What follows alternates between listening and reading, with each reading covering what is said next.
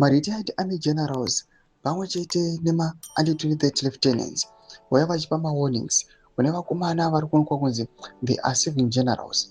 Vanozobuda pachena vachipa hono vachiti yes, you can accept mapositions amuri kupiwa neamuri kurestructure nawo maend over takeovers nokwakuenda kwemanew generals, especially the recent appointment yakaitiwa this week. Zvinozobuda pachena kuti these people they are being warned kuti yes, assume those positions, but soon after cap 3 ichingo approval chete mozwa kuti matupa rubbish, amusisina kana any meaningful value to the nation. People subscribe or like it on the bell icon.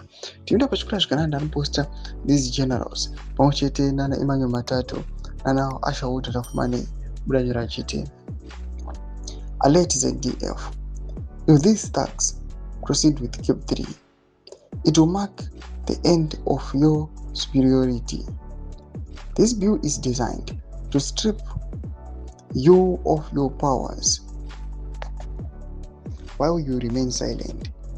Once implemented, you will be left powerless, a dead horse with no authority.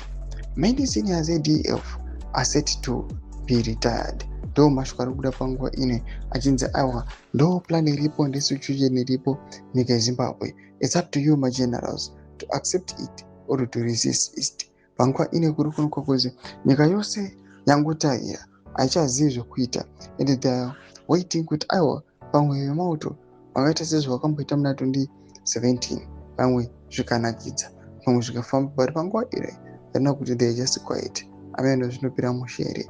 Pana comment section medu kuti mafunguro muri kudii pamusoro pe-this betrayal issue iri kutaurwa in the ZDF. Musangana subscriber, like, pamwe chete the bell icon.